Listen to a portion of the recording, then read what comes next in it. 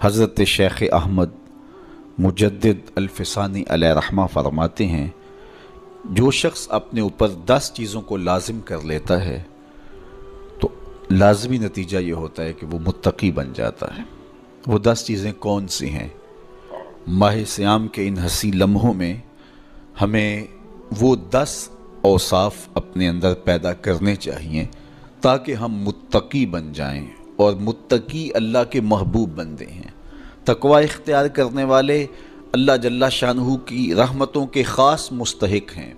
جنہیں تقوی کا نور نصیب ہوتا ہے وہ اللہ کی رحمتوں کے سائے میں آ جاتے ہیں۔ اگر ان پر مصائب، آلام، مشکلیں آتی ہیں تو ان کے تقوی کی وجہ سے اللہ انہیں راستے عطا کر دیتا ہے۔ وَمَن يَتَّقِ اللَّهَ يَجْعَل لَّهُ مَخْرَجًا وَيَرْزُقْهُ مِنْ حَيْثُ لَا يَحْتَسِبُ۔ اللہ اکبر۔ ارشاد فرمایا کہ جو اللہ سے ڈرتا ہے، تقوی اختیار کرتا ہے، اس کے لیے ہم مصیبت سے نکلنے کے راستے پیدا کر دیتے ہیں، اور اللہ جل شانہ اس کے لیے وہاں سے رزق عطا کرتا ہے جہاں سے اسے گمان بھی نہیں ہوتا ہے۔ تو یہ تقوی کا نتیجہ ہے جو اہل تقوی کو نصیب ہوتا ہے۔ تو حضرت شیخ نے 10 وہ امور بتائے جو اپنے اوپر لازم کر لینے سے تقوی نصیب ہوتا ہے۔ سب سے پہلی بات آپ فرماتے ہیں زبان کو غیبت سے بچائے۔ اتقاء کے حصول کے لیے زبان کو پاک کرنا ضروری ہے۔ انسان کے زیادہ تر گناہ اس کی زبان کی وجہ سے ہیں، اور غیبت یہ بدترین عمل ہے، اور اس کو بدکاری سے بھی برا قرار دیا گیا ہے۔ الغیبت اشد من الزنا۔ تو اپنی زبان کو غیبت سے بچائے۔ دوسری بات ارشاد فرمائی کہ بدظنی سے بچے، کسی سے خواہ مخواہ بدگمان ہو جانا اور اپنے دل کو کسی کے لیے میلا کر لینا اور اس کی بدگمانی دل میں پالنا، تو یہ تقوی کے منافی ہے۔ تو کسی کی بدگمانی سے، بدظنی سے اپنے دل کو بچائے، زبان کو غیبت سے بچائے، دل کو بدگمانی سے بچائے، اور مسخرہ پن سے بچے۔ بات بات پہ ٹھٹھے مار کے ہنسنا اور اس طرح کی زندگی بسر کرنا۔ اور آج کل تو جب بھی دوست احباب اکٹھے بیٹھتے ہیں تو سنجیدہ اور متین باتیں کم ہوتی ہیں، زیادہ وقت لطیفوں میں ہی کٹ جاتا ہے۔ انسان کو خوش مزاج ہونا چاہیے، اس کی طبع میں شگفتگی ہونی چاہیے، لیکن شگفتگی، خوش مزاجی اور مسخرہ پن میں فرق ہے، اس کو سمجھنا چاہیے۔ سنجیدہ اور متین زندگی یہ مومن کی زینت ہے، انسانیت کا حسن ہے۔ اس لیے تقوی کے حصول میں مانع ہے مسخرہ پن۔ اگر کوئی شخص متقی بننا چاہتا ہے تو اس کو سنجیدہ اور متین بننا ہوگا۔ طبیعت کی خوش مزاجی یہ معنی نہیں ہے، لیکن مسخرہ پن اور چیز ہے، اس سے روک دیا گیا۔ چوتھی چیز حضرت شیخ احمد فرماتے ہیں کہ اپنی آنکھ کو حرام سے بچائے۔ اپنی آنکھ کی حفاظت کرنے سے تقوی حاصل ہوتا ہے۔ جب آنکھ خراب ہوتی ہے تو دل خراب ہوتا ہے، جب دل خراب ہوتا ہے تو پھر پورا بدن خراب ہو جاتا ہے۔ اس لیے وہ دروازہ جو کھلا ہے اور اس سے بدی شر اندر اتر رہی ہے، اور پھر اس سے آپ کا سارا نظم ہستی برباد ہو رہا ہے، تو اس دروازے کو بند کریں۔ تو اپنی آنکھ کو حرام سے بند کریں۔ پانچویں چیز ارشاد فرمائی ہمیشہ سچ بولے۔ جھوٹا شخص کبھی متقی نہیں ہو سکتا۔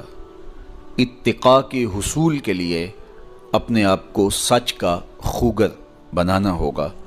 سچ کے بغیر کبھی نہ بولیں۔ جھوٹ بولنے والے کی زبان سے شر پھیلتا ہے، اور جب کوئی شخص جھوٹ بولتا ہے تو حدیث پاک میں آتا ہے اس سے بدبو نکلتی ہے، جس کو عام لوگ تو نہیں سونگھ پاتے، لیکن اللہ کے فرشتے 1 میل دور پیچھے ہٹ جاتے ہیں۔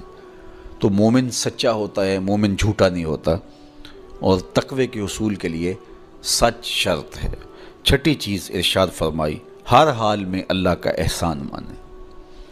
جب کوئی بھی انسان پر بہتری آئے تو اس وقت یہ کہے کہ یہ میرے رب کا احسان ہے کہ مجھے یہ حاصل ہوا ہے۔ بہت سارے لوگ اپنی محنت کا نتیجہ قرار دیتے ہیں کہ یہ میں نے کیا تو اس کے نتیجے میں یہ ملا۔ بسا اوقات آپ کتنا سیدھا کام کر رہے ہوتے ہیں، کتنی محنت کر رہے ہوتے ہیں، لیکن نتیجہ اس کے برعکس آ رہا ہوتا ہے۔ سیدنا علی المرتضیٰ رضی اللہ تعالیٰ عنہ فرماتے ہیں میں نے اللہ کو اپنے ارادوں کی شکست سے پہچانا، تو یہ اس کی کرم نوازی ہے کہ اس نے ایسا کر دیا۔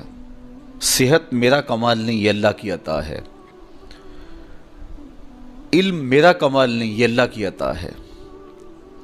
لہجوں کی خوبصورتی یہ اس کی عطا سے ممکن ہے۔ اس نے آنکھوں میں روشنائی رکھی، اس نے توفیق عمل نصیب فرما دی، اس نے اچھائی کی راہوں پہ گامزن کیا، ماہ صیام میں روزہ رکھنے کی توفیق ہوئی، صلاۃ التراویح میں حاضری کا موقع میسر آیا، دیگر صالح اعمال تلاوت کلام مجید نصیب ہوئے، تو مت سمجھے کہ یہ کوئی میرا کمال ہے۔ اللہ کا احسان مانے گا تو غرور پیدا نہیں ہوگا، تکبر پیدا نہیں ہوگا۔ تو ہر حال میں اللہ کا احسان مانے، جو بھی خیر اس کو ملے وہ کہے یہ میرے رب کی طرف سے ہے، اور اگر اس کا کرم نہ ہوتا تو یہ عمل مجھے نصیب نہ ہوتا۔ اور کتنے عمل ہیں کہ نصیب ہونے کے بعد عجب سے، تکبر سے، ریاکاری سے برباد ہو جاتے ہیں۔ کیتی کتری پئی کھو محمد تے سکہ بنیا زردہ، کتنے عمل ہیں کہ برباد ہو جاتے ہیں، تکبر آ گیا، عجب آ گیا، ریاکاری آ گئی، تو یہ اس کی طرف سے ہی ہے۔ تو جب یہ کہے گا تو عجب، تکبر، غرور کچھ پیدا نہیں ہوگا، تو پھر عمل قبول ہوگا اور انسان تقوی کی منزل تک پہنچے گا۔ ساتویں چیز، اپنا مال راہ حق میں خرچ کرے، ناحق راستے پر ایک درہم بھی خرچ نہ کرے۔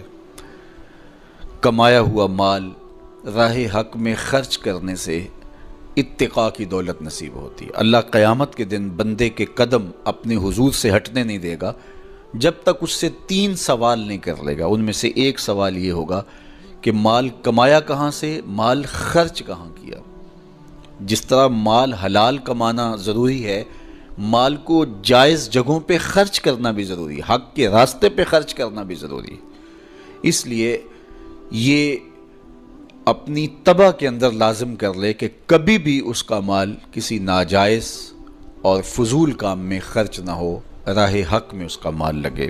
8ویں چیز، نفس کے لیے کبھی بڑائی بلندی نہ چاہے، اس سے طبیعت میں سرکشی آئے گی اور تقوی کے راستے میں یہ عمل مانے ہے۔ اور نمازوں کی حفاظت کرے۔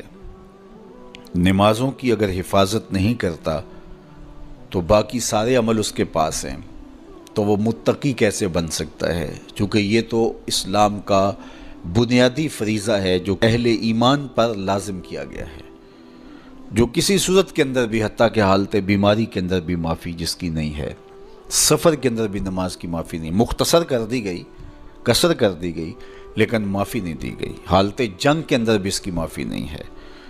تو نمازوں کی محافظت کرے۔ اور 10ویں چیز، حضرت شیخ فرماتے ہیں عقیدوں کی صحت کا خیال رکھے، اپنے عقیدے، اپنے نظریات خوبصورت رکھے۔